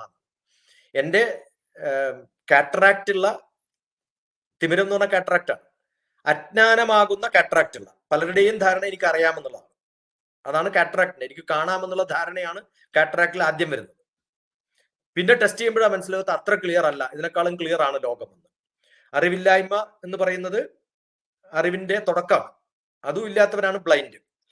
അപ്പൊ കാറ്ററാക്ട് എന്ന് പറയുന്നത് ഒരു മിഥ്യാധാരണ അല്ലെങ്കിൽ ചെറിയൊരു സംശയം, അതൊക്കെ തോന്നുന്നവരാണ്. അപ്പൊ അതില് ജ്ഞാന അഞ്ജന ശലാകയ, ജ്ഞാനമാകുന്ന അഞ്ജനം എഴുതി കൊടുക്കുന്നത്.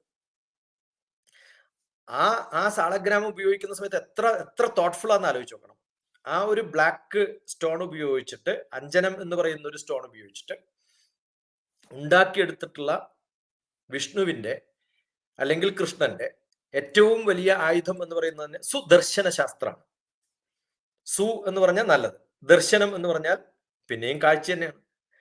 അത് നമ്മുടെ ഈ കണ്ണുകൊണ്ട് കാണുന്ന കാഴ്ചയല്ല, വളരെ ഫിലോസഫിക്കൽ ആയിട്ടുള്ള കാഴ്ചകൾ കാണാൻ ശക്തിയുള്ള ആ കഴിവുള്ള ഒരു ഭഗവാനെ ഈ പാതാള അഞ്ജനം എന്ന് പറയുന്ന അല്ലെങ്കിൽ അഞ്ജനക്കല്ല് എന്ന് പറയുന്ന കല്ലല്ലാതെ മറ്റെന്താ ഉപയോഗിക്കുക? അപ്പൊ റേഡിയേഷനിലുള്ള എല്ലാ റിസർച്ചിനും ഇന്ന് നമ്മൾ ഇന്ത്യയിൽ ഇന്നില്ല, അത് ഇമ്പോർട്ട് ചെയ്യാണ്. ചൈനയിലാണ് ഏറ്റവും കൂടുതൽ എന്നാണ് എന്റെ ധാരണ.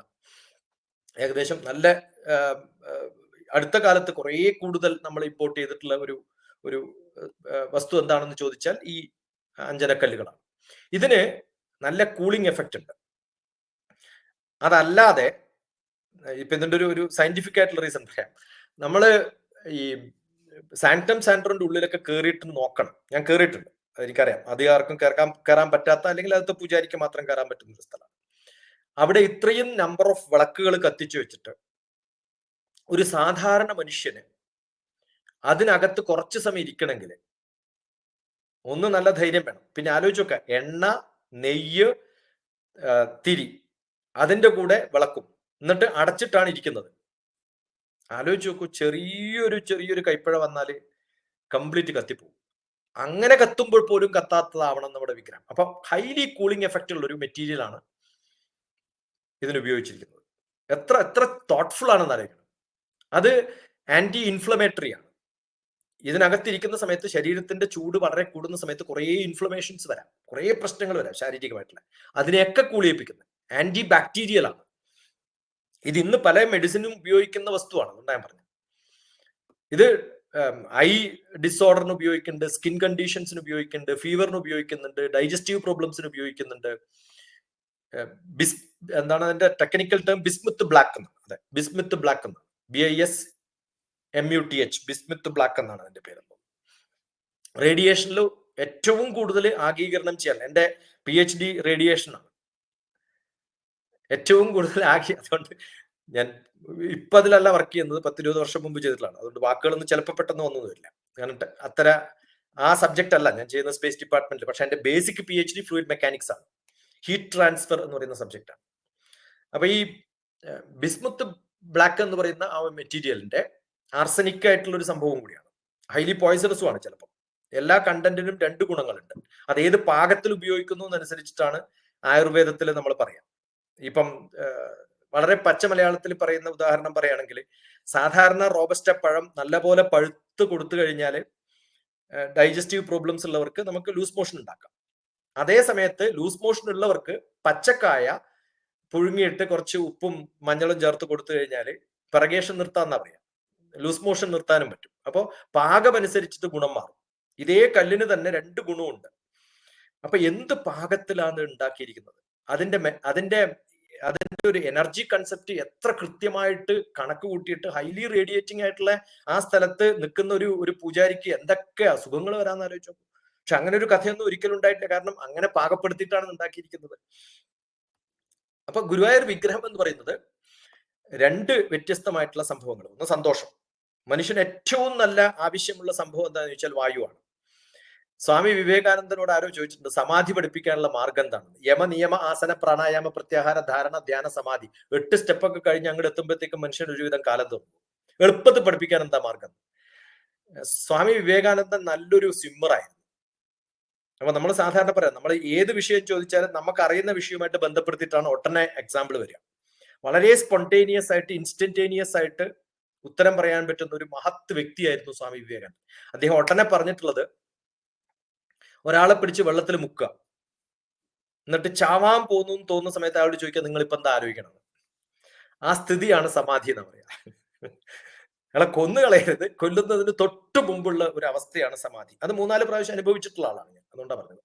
മരണം തൊട്ട് മുന്നിൽ അനുഭവിച്ചിട്ടുണ്ട്. എന്റെ അച്ഛനും ചേച്ചിയൊക്കെ മരിച്ചത് വെള്ളത്തിൽ മുങ്ങിയിട്ടാണ്, രക്ഷപ്പെട്ടു പോയതാണ്.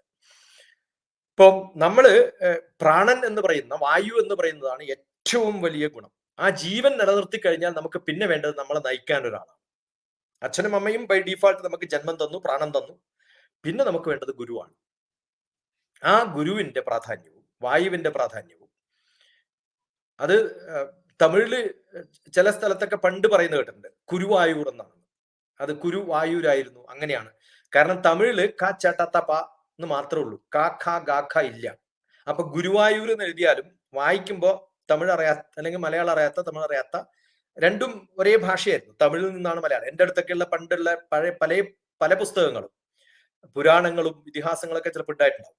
അതിൽ പലതും ഉണ്ടായിട്ടുള്ള നശിപ്പിച്ചു. പക്ഷെ അത് ഉണ്ടായിട്ടുള്ളതിൽ ചിലതൊക്കെ ഞാൻ വായിക്കുമ്പോൾ തമിഴ് ലിപികളിലാണ്. അങ്ങനെ ഞാൻ 7ാം ക്ലാസ് പഠിക്കുമ്പോൾ തമിഴ് വായിക്കാൻ പഠിച്ചിട്ടുണ്ട്, ഇത് വായിക്കാനായിട്ട്. അപ്പൊ തമിഴ് ലിപികളിലാണ് എഴുതിയിട്ടുള്ളത്. ഞാൻ 7ാം ക്ലാസ്സിൽ തമിഴ് ലിപി പഠിച്ചിട്ടുണ്ട്. ഇപ്പൊ ഗുരുവായൂർ എന്ന് പറയുന്നത്, ഇപ്പൊ ശശികുമാർ എന്ന് എഴുതിയ ചച്ചികുമാർ എന്ന് എഴുതുക, ശിവാജി ഗണേശൻ എന്ന് പറഞ്ഞാൽ ശിവാജി ഗണേശൻ എന്ന് എഴുതാം. വായിക്കുമ്പോൾ ബുദ്ധിയുള്ളവര് ശിവാജി ഗണേശൻ എന്ന് വായിക്കുന്നുണ്ട്. അപ്പൊ അങ്ങനെയുള്ള കുറെ തെറ്റിദ്ധാരണ ഞാൻ പറയാൻ കാരണം, നമ്മൾ പലപ്പോഴും ഈ ഇന്റർനെറ്റിലൊക്കെ നോക്കിയിട്ട് വായിക്കുന്ന സമയത്ത്, അല്ലെങ്കിൽ അത്തരം ട്രാൻസ്ലേറ്റഡ് വെസ്റ്റേൺ നോളജുമായിട്ട് നമ്മൾ കമ്പയർ ചെയ്യുമ്പോൾ കുറേ കൺഫ്യൂഷൻസ് ഉണ്ടാകുന്ന ഒരു പ്രാധാന്യമുള്ള ഒരു സ്ഥലം എന്ന് പറയുമ്പോൾ കുറച്ച് കൂടുതൽ ഉണ്ടാവും. അപ്പൊ ഇതില് അഞ്ജനേയന്റെ സ്ഥാനമുണ്ട്, ശിവന്റെ സ്ഥാനമുണ്ട്, പത്മനാഭന്റെ സ്ഥാനമുണ്ട്.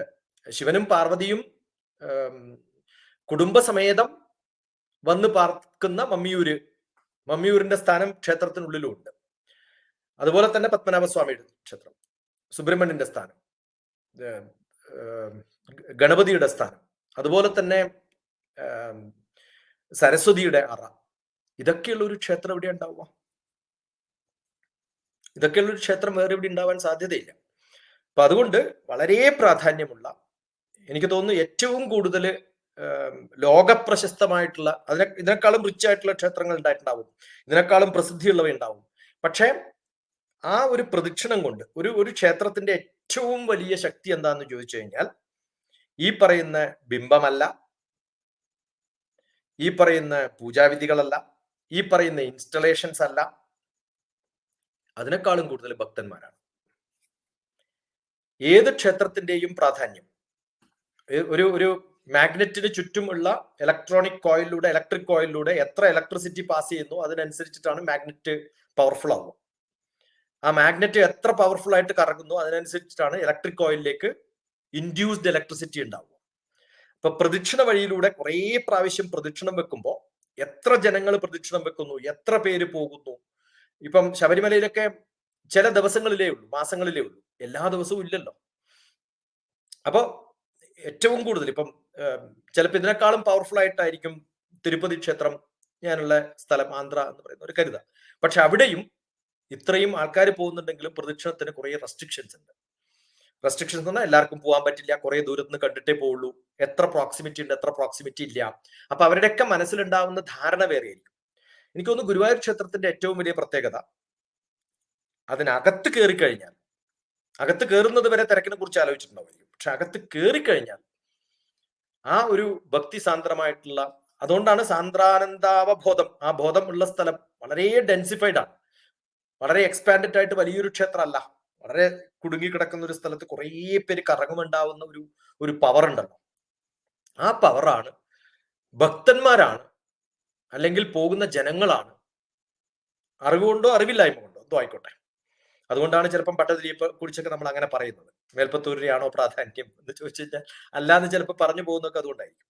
അപ്പം ഏറ്റവും കൂടുതൽ മനുഷ്യന്മാര് ഭക്തിയോടുകൂടി പോകുന്ന ഒരു സ്ഥലം എന്നുള്ളതിന്റെ പ്രത്യേകത, അവര് കോൺട്രിബ്യൂട്ട് ചെയ്യുന്ന ഒരു ദർശനം, അവര് കോൺട്രിബ്യൂട്ട് ചെയ്യുന്ന ഒരു ശാസ്ത്രം, അത് കണ്ണന്റെ, നമ്മൾ സ്നേഹം കൊണ്ട് കണ്ണൻ എന്ന് വിളിക്കുന്നത്, ചിലപ്പോൾ വിഷ്ണു എന്ന് പറയുമ്പോൾ ചിലപ്പോൾ നമുക്ക് കുറച്ചും കൂടി ഒരു സീരിയസ്നെസ് വരുമായിരിക്കും.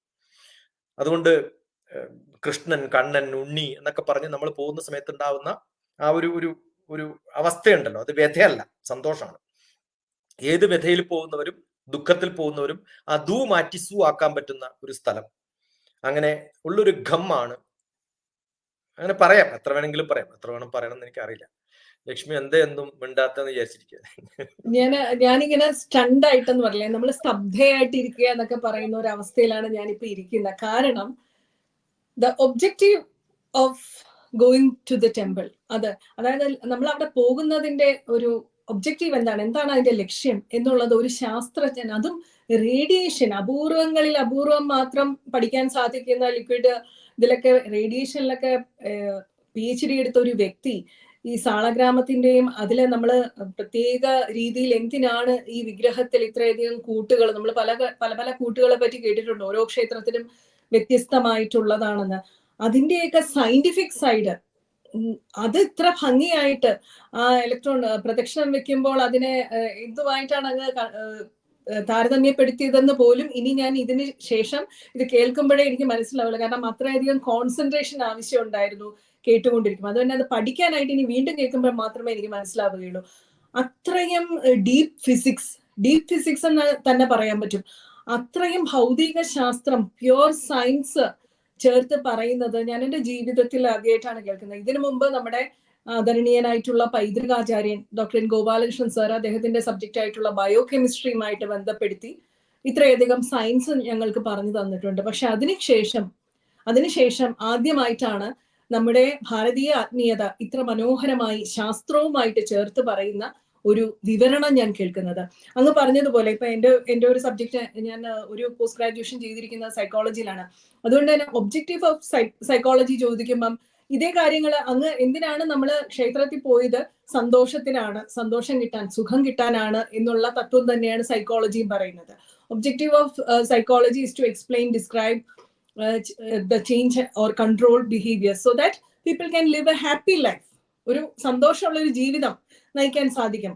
അവിടെയും ഒബ്ജക്റ്റീവ് എന്ന് പറയുന്നത് സന്തോഷം തന്നെയാണ്. അപ്പൊ ആധുനിക ശാസ്ത്രത്തിലായാലും നമ്മുടെ ഭാരതീയ ആത്മീയതയിലായാലും എല്ലാവരും തേടുന്നത് സ്ഥിരമായിട്ടുള്ളതും ശാശ്വതമായിട്ടുള്ളതുമായിട്ടുള്ള സന്തോഷമാണ്. മൊമെന്ററി അല്ല, കുറച്ച് നേരത്തേക്ക് ഒരു സന്തോഷമല്ല, നമ്മളെ നയിക്കാൻ, നമ്മളെ എല്ലായ്പ്പോഴും ഒരു കൗൺസിലറിനെ പോലെ നയിക്കാനുള്ള ഒരു ഗുരു, ആ ഒരു ഗുരുവിനെ നമ്മൾ ഗുരുവായൂരപ്പനിൽ കാണുന്നുണ്ട് എന്നുള്ളത് ഈ ഒബ്ജക്റ്റീവ് ആൻഡ് സ്കോപ്പ് ഇത്രയും ഫിസിക്സിന്റെ ലെവലില് വിവരിച്ച ഒരു വിവരണം ഞാൻ ആദ്യമായിട്ടാണ് കേൾക്കുന്നത്. ഫ്രിജോഫ് കാപ്രയുടെ ഒക്കെ പുസ്തകങ്ങളിലെ ഡോക്ടർ ഫ്രിജോഫ് കാപ്ര മുൻ എനിക്ക് തോന്നുന്നു നോബൽ സമ്മാന ജേതാവാണെന്ന് തോന്നുന്നു, ഫിസിസിസ്റ്റ് ആണ് അദ്ദേഹവും.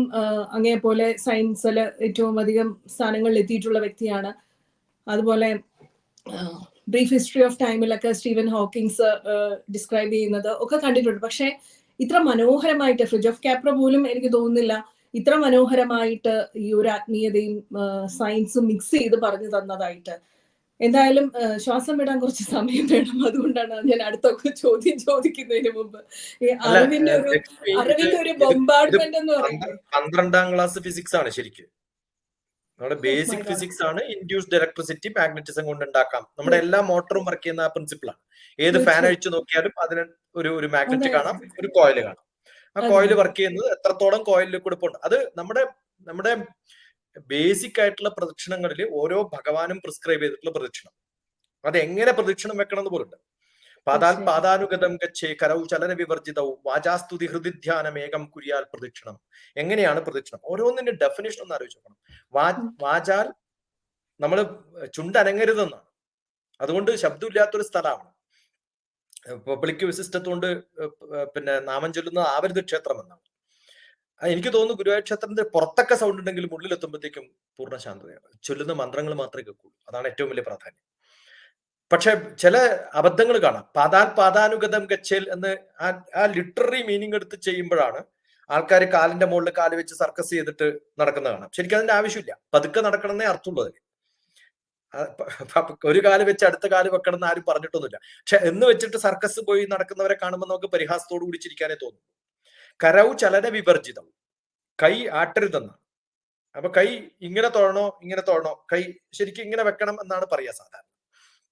എനിക്ക് ഓർമ്മയുണ്ട്, പണ്ട് കൂടൽമാണിക്യ ക്ഷേത്രത്തില് ഈ ആചാരാനുഷ്ഠാനങ്ങളെ കുറിച്ച് ഒരു പ്രഭാഷണം നടത്തിയ സമയത്ത് ഞാൻ ഇങ്ങനെ കൈവച്ചിട്ട് തൊഴണം, കൈ ഇതേപോലെ വെക്കണം, അത് പൊക്കിൾ കൊടിയുടെ അടുത്താണ് വേണ്ടത്, അവിടെയാണ് നമുക്ക് എനർജി കൺസ്യൂം ചെയ്യാൻ പറ്റുക, എന്നിട്ട് ഇടയ്ക്കൊന്ന് അമർത്തി വെച്ച് കഴിഞ്ഞാൽ ഉള്ളിലേക്ക് പോകുന്നൊക്കെയുള്ള സങ്കല്പങ്ങളൊക്കെയാണ് പണ്ടുണ്ടായിരുന്നത്. എത്രത്തോളം ഉണ്ടെന്നുള്ളത് നമ്മൾ അബ്സോർബ് ചെയ്യുന്നതിന്റെ കഴിവിനനുസരിച്ചിട്ടാണ്. അതൊക്കെ പറഞ്ഞു കൊടുത്ത് പിറ്റേ ദിവസം രാവിലെ തൊഴാൻ പോയ സമയത്ത് ഒരാൾ എന്നെ ഇങ്ങനെ നോക്കുന്നുണ്ട്. എന്നിട്ട് പറഞ്ഞു, കുറേ പ്രായമുള്ള ഒരാളാണ്. അദ്ദേഹം പറഞ്ഞു, ഇത്രയും കാലം ഇങ്ങനെയായിരുന്നു, ഇപ്പൊ ഇന്നു മുതൽ ഇപ്പൊ ഇങ്ങനെ കേട്ടോ. അറിയാനുള്ളൊരു ആരും പറഞ്ഞു കൊടുക്കാത്തതുകൊണ്ട് പറ്റിയിട്ടുള്ള അബദ്ധാന്ന് ആലോചിച്ച് നോക്കണം. നമ്മുടെ ധാരണ നമ്മൾ പലപ്പോഴും ഇങ്ങനെ തോന്നുന്ന സമയത്ത് അഞ്ജലി കൂപ്പി പണങ്ങരുത്, ഇതിന് കുഴപ്പമില്ല. ഇങ്ങനെ ആവുന്ന സമയത്ത് അത് വേണ്ടാന്നാണ്. നമ്മൾ നമസ്കരിക്കുന്ന സമയത്ത് എങ്ങനെ നമസ്കരിക്കണം, ഇതൊക്കെ ശരിക്കും പഠിപ്പിക്കണം. പഠിപ്പിക്കുന്നില്ല ആളാണ് നമ്മുടെ കുഴപ്പം. ഇപ്പം നോർത്ത് ഇന്ത്യയിലും സൗത്ത് ഇന്ത്യയിലുള്ള ഒരു വ്യത്യാസം, നോർത്ത് ഇന്ത്യയിലൊക്കെ എല്ലാ വീട്ടിലും നമ്മൾ അറിയാൻ ഒരാൾ സ്ഥലത്ത് പോവുകയാണെങ്കിൽ ഉടനെ അവര് അച്ഛനും അമ്മയും ബന്ധുക്കളും എല്ലാവരും കാലം തൊട്ട് നമസ്കരിക്കും. നമ്മൾ അങ്ങനെയല്ല. നമ്മൾ കുട്ടികളോട് പറയുള്ളൂ, കണ്ടിട്ടല്ല പഠിക്കുന്നവര്. കേട്ടിട്ട് പഠിച്ച ഒരു കാര്യം മനസ്സിലിരിക്കില്ല, കണ്ടിട്ട് പഠിച്ചാലേ പറ്റുള്ളൂ. ആചരണമാണ് നമുക്ക് വേണ്ടത്. യദ്യതാചരതി ശ്രേഷ്ഠ തത്തദേവി സയത് പ്രമാണം ഗുരുതേ ലോകസ്ഥതനുവർത്തതേ. ലോകം അനുവർത്തിക്കണമെങ്കിൽ നമ്മൾ ചെയ്ത് കാണിച്ചു കൊടുക്കണം. അതുള്ളൊരു സ്ഥലമായി മാറുമ്പോഴാണ് നമുക്ക് അതിന്റെ ഗുണം കിട്ടുക. അതുകൊണ്ട് വലിയ സയൻസ് അല്ല. തീർച്ചയായിട്ടും അങ്ങ് പറഞ്ഞത് പ്യുവർ സൈക്കോളജിയാണ്. അത് മനഃശാസ്ത്രത്തിൽ പറയുന്നത് children will not remember what you say but they will remember what they see എന്നാണ് പറയുന്നത്. അവർ കാണുന്നതാണ് അവർ ഓർത്തു വെക്കുന്നത്, നമ്മൾ പറയുന്നതല്ല. അതുകൊണ്ട് തന്നെ നമ്മളാണ് അവർക്ക് മാതൃകയായിട്ട് ഓരോന്നും ആചരിച്ച് കാണിച്ചു കൊടുക്കേണ്ടത്. കേരളത്തില് നിർഭാഗ്യവശാൽ അൺഫോർച്ചുനേറ്റ്ലി അങ്ങനെ ഒരു ആചരണമില്ല. കാരണം എനിക്ക് തോന്നുന്നു ഉത്തരേന്ത്യയിലെല്ലാം ജ്ഞാനഭൂമി എന്നാണ് പറയുന്നത്. അവിടെ നമ്മൾ ഒരു സാധാരണ ഒരു കുടുംബത്തിൽ പോയാൽ പോലും യാതൊരു വിദ്യാഭ്യാസം ഇല്ലാത്ത ഒരു വ്യക്തിക്ക് പോലും ഭാഗവതത്തിലെ ഏത് ഭാഗം ചോദിച്ചാലും പറയാനുള്ള അറിവുണ്ട്. എന്നാൽ കേരളത്തില് എന്നും ക്ഷേത്രത്തിൽ പോകുന്ന ഒരു വ്യക്തിക്ക് പോലും ഭഗവത്ഗീത തുടങ്ങുന്നത് ഏത് ശ്ലോകത്തിൽ നിന്നാണെന്ന് ചോദിച്ചാൽ ഉത്തരമില്ല. അതാണ് അവസ്ഥ. അങ്ങേപോലെ ഉള്ളവര് സത്യത്തിൽ നമ്മുടെ സംഘടനകള് ഇതുപോലെയുള്ള ബാലഗോകുലങ്ങളിലെല്ലാം അങ്ങേപോലെ ഉള്ളവരുടെ ക്ലാസ്സുകളെല്ലാം കൊടുത്തിരുന്നെങ്കിൽ ഒരു പക്ഷേ നമ്മുടെ സമൂഹത്തിന്, കേരള സമൂഹത്തിന് ഒരുപാട് ജ്ഞാനം കിട്ടുമായിരുന്നു എന്ന് ഞാൻ ആഗ്രഹിച്ചു പോവുകയാണ്. അടുത്ത ചോദ്യത്തിലേക്ക് പോവുകയാണ്. ഞാനൊരു ഷോക്കിലിരിക്കുകയാണ് കേട്ടോ, എന്നോട് ക്ഷമിക്കണം. കാരണം ബൊംബാർഡ്മെന്റ് ഓഫ് നോളജ് എന്നൊക്കെ പറയില്ലേ, നമുക്ക് ചിന്തിച്ച് കുറച്ച് കോംപ്രിഹെൻഡ് ചെയ്യാൻ കുറേയധികം സമയം ആവശ്യമുള്ള അത്രയധികം ഫിസിക്സ്, അത്രയധികം ആത്മീയത, ഇത് രണ്ടിന്റെയും കൂടെ ഒരു കോമ്പിനേഷൻ ആണ് അങ്ങയിൽ നിന്ന് കേട്ടത്. അതുകൊണ്ട് തന്നെ ഞാൻ ഇത് റെക്കോർഡ് ചെയ്തതിന് ശേഷം 2-3 പ്രാവശ്യം പഠിച്ചതിന് ശേഷം മാത്രമേ എനിക്കിതിൽ എന്തെങ്കിലും ഒരു അഭിപ്രായം പോലും തിരിച്ചു പറയാൻ സാധിക്കൂ എന്നുള്ള ഒരു അവസ്ഥയിലാണ് ഞാൻ ഇവിടെ ഇരിക്കുന്നത്. മറ്റൊന്നാണ് ഒബ്ജക്റ്റീവ്, പോകുന്നതിന്റെ ലക്ഷ്യം പറഞ്ഞു കഴിഞ്ഞു. ഇനി നമുക്ക് അതിന്റെ ഐതിഹാസികമായിട്ടുള്ള കുറച്ച് ചരിത്രത്തിലേക്കും കൂടെ പോകണമെന്ന് അഭ്യർത്ഥിക്കുകയാണ്. പലർക്കും അറിയുന്ന കഥകളൊക്കെ ആയിരിക്കും ജനമേജയന്റെ യജ്ഞം തുടങ്ങിയിട്ടുള്ള കാര്യങ്ങളെല്ലാം. എങ്ങനെയാണ് ജനമേജയൻ പോലും ദത്താത്രേയ മഹർഷിയുടെ അഭിപ്രായം അനുസരിച്ച് വന്ന് ഭജനം ഇരുന്ന സ്ഥലമാണ് ഗുരുവായൂർ ക്ഷേത്രം എന്നുള്ളത്. അവിടെ 2-3 ചോദ്യങ്ങൾ ചോദിക്കേണ്ടതുണ്ട്. അച്ഛനെ കൊന്നതിന്റെ ദേഷ്യം തക്ഷകനോട് തോന്നിയതിന്റെ ഒരു വികാര പ്രകടനമായിരുന്നു സർപ്പയജ്ഞം നടത്തിയത്. ഇന്നത്തെ തക്ഷശില എന്ന് അറിയപ്പെടുന്ന ആ സ്ഥലം പോലും ആ പേര് തക്ഷകന്റെ പേരുമായിട്ട് ബന്ധപ്പെട്ടിട്ടുള്ളതാണ്. അവിടെ വെച്ചിട്ടാണ് നടത്തുന്നത്. സോമശ്രവസ് എന്ന് പറയുന്ന പുരോഹിതനാണ് നടത്തിയത്. അത് ഇടയ്ക്ക് വെച്ച് ആ യജ്ഞം അസ്തികൻ എന്ന് പറയുന്ന ഒരു മുനികുമാരൻ അല്ലെ, ജഗൽക്കാരുവിന്റെ പുത്രൻ വന്ന് അത് ഇടയ്ക്ക് വെച്ച് തടസ്സപ്പെടുത്തുന്നു. ഇത് ചണ്ഡഭാർഗവൻ തുടങ്ങിയ ഹോതാക്കളുടെയൊക്കെ പരാമർശങ്ങളുണ്ട്. അതിനെ കുറിച്ചിട്ടൊക്കെ ഞങ്ങൾക്ക് കുറച്ചുകൂടി കൂടുതലായിട്ട് എന്താണ് അവിടെ നിന്ന് ജനമേജയന് പോലും ഈ കേരളത്തിൽ ഇരിക്കുന്ന ഗുരുവായൂർ ക്ഷേത്രത്തിന്റെ മുന്നിലെത്തി ഭജനം ഇരിക്കേണ്ടി വന്നത്, അതിന്റെ മഹാത്മ്യം, അതിന്റെ തത്വം, അതിന്റെ ചരിത്രം, ഇതെല്ലാം കൂടി അങ്ങയിൽ നിന്ന് കേൾക്കണമെന്നാണ് ആഗ്രഹം. അല്ല, നമുക്കൊക്കെ ഒരു പ്രാധാന്യം എന്ന് പറയുന്നത് എന്റെ ഏതാളുടെ ജാതകം നോക്കിയാലും, ഇപ്പൊ എന്റെ ജാതകം നോക്കിയാൽ പറയാം തിരുപ്പതി ദേവൻ കോപിച്ചത് കൊണ്ടാണെന്നോ, അല്ലെങ്കിൽ ഗുരുവായൂർ ക്ഷേത്രത്തിലെ ഭഗവാന്റെ കോപം കൊണ്ടാണോ എന്നോ അല്ല പറയാം. എന്റെ ഗ്രാമദേവത, എന്റെ കുടുംബദേവത ആണല്ലോ.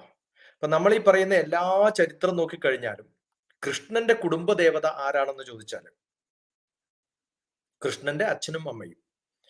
അപ്പോ ആ കുടുംബ പരമ്പരയിൽപ്പെട്ടിട്ടുള്ള ഏതൊരാൾക്കും ആ വിഗ്രഹത്തിന്റെ അടുത്ത് വന്നിട്ടാണ് പ്രാർത്ഥിക്കേണ്ടത്. അപ്പോൾ വളരെ സിമ്പിൾ ആയിട്ടുള്ള ഒരു ഉത്തരമാണ്. അതിന് കുറെ ലോങ് ആയിട്ട് ആൻസർ പറയേണ്ട കാര്യമൊന്നുമില്ല.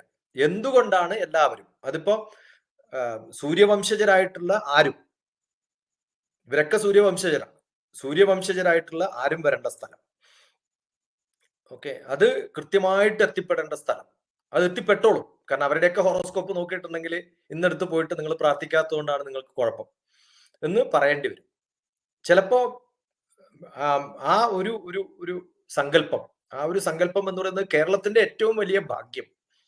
ചിലപ്പം നമ്മളിപ്പോ ഈ കുറെ കുറ്റങ്ങളൊക്കെ പറയുന്നുണ്ടെങ്കിൽ ഞാൻ വിചാരിക്കുന്നത് കേരളം ഏറ്റവും ഭാഗ്യമുള്ള ഒരു സ്ഥലമാണ്.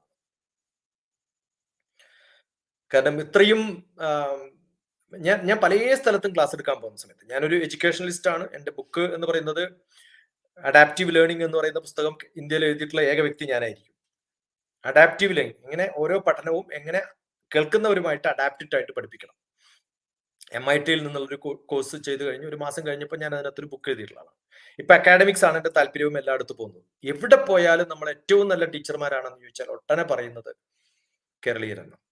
എനിക്ക് തോന്നുന്നു ഗൾഫിലുള്ള എല്ലാ സ്ഥലത്തും നമ്മൾ നോക്കിയാൽ കേരളീയരായിട്ട് ടീച്ചേഴ്സ് ഇല്ലാത്ത ഒരു ഇന്ത്യൻ സ്കൂളും ഉണ്ടാവില്ല. ഇന്ത്യ എന്ന് പറയുന്ന വലിയ രാജ്യത്തിന്റെ പല ഭാഗങ്ങളിൽ നിന്ന് നോക്കിയാൽ അത് കേരളത്തിലെ കുട്ടികൾ അവിടെ പോയത് കൊണ്ടല്ല.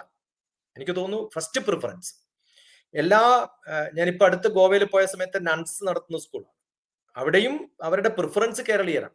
ഇപ്പോ ഗോവയുടെ റൂള് പ്രകാരം അവർക്ക് ടീച്ചർമാരെ അപ്പോയിന്റ് ചെയ്യാൻ പറ്റാത്തതുകൊണ്ടാണ് കേരളത്തിലെ അവർ ഇല്ലാത്തത്. ഗോവക്കാരെ മാത്രമേ അവിടെ അപ്പോയിന്റ് ചെയ്യാൻ പറ്റൂ, എയ്ഡഡ് സ്കൂൾസിൽ.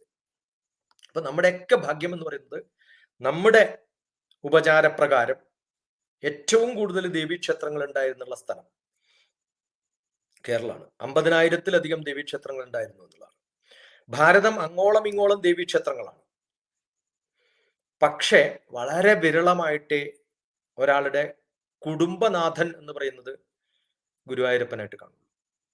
അപ്പൊ അവർക്ക് അവിടെ എവിടെയെങ്കിലും നോർത്ത് ഇന്ത്യയിൽ പോയിട്ട് ചെയ്താമായിരുന്നു. അതുകൊണ്ടാണ് ഞാൻ ആദ്യം പറഞ്ഞത് വേറെ ഗുരുവായൂരപ്പന്റെ ക്ഷേത്രമില്ല.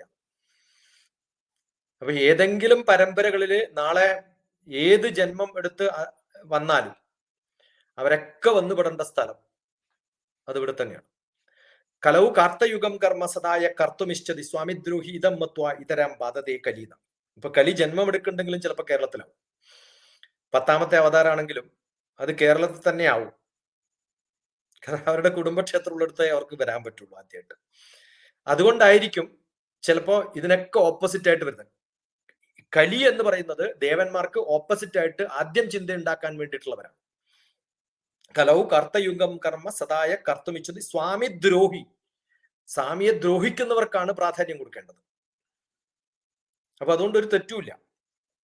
ഞാൻ ഗുരുവായൂർ ക്ഷേത്രത്തിൽ ഒരു പ്രാവശ്യം ഞാൻ പ്രഭാഷണം കൊടുത്തു. ഞാൻ സൈക്കോതെറാപ്പിസ്റ്റും കൂടിയാണ്. എൻ്റെ MS ഇൻ സൈക്കോതെറാപ്പിയാണ് ആൻഡ് കൗൺസിലിംഗ് ആണ്. അസ്ട്രോളജിയും ഉണ്ട്. അപ്പൊ നമ്മൾ ഈ കുട്ടികളിലേക്കൊക്കെ പറഞ്ഞു കൊടുക്കണം എന്നൊക്കെ പറഞ്ഞിട്ട് എനിക്ക് തോന്നുന്നു ഗുരുവായൂർ ക്ഷേത്രത്തില് എന്താണ് പ്രഭാഷണം വേണ്ടതെന്ന് ചോദിച്ച സമയത്ത് അവര് പേഴ്സണാലിറ്റി ഡെവലപ്മെന്റ് എന്ന് പറയുന്ന ടോപ്പിക്കാണ് തന്നത്. IASH തന്നെയാണ് ഓർഗനൈസ് ചെയ്തത്. ആദ്യ 2000-ന്റെ കാലത്തിൽ എനിക്കൊന്ന് 2002-ലോ 2001-ലോ അങ്ങാണ്ടാണ് പ്രഭാഷണം. അന്ന് പേഴ്സണാലിറ്റി ഡെവലപ്മെന്റ് ആണ് വേണ്ടത്. അവിടെ നോക്കുമ്പോൾ എല്ലാവരും വയസ്സന്മാരാണ്. അപ്പൊ ഞാൻ പറഞ്ഞു, ഈ വയസ്സന്മാർക്കാണോ ഞാൻ പേഴ്സണാലിറ്റി ഡെവലപ്മെന്റ് ക്ലാസ് എടുക്കേണ്ടത്? ചോദിച്ചു, നിങ്ങൾക്ക് മക്കളും ചെറിയ പിള്ളേരൊന്നും ഇല്ലേ വീട്ടിൽ? ചോദിച്ചു. അവർക്കൊക്കെ വേറെ പണിയുണ്ട്, പണിയില്ലാത്തതുകൊണ്ടാണ് നമ്മളിവിടെ വന്നത്. അപ്പോ അത് കാലത്തിന്റെ ഒരു അവസ്ഥയാണ്. അപ്പൊ നമ്മൾ വീട്ടിൽ പോയിട്ട് പറഞ്ഞു കൊടുത്തോളാം.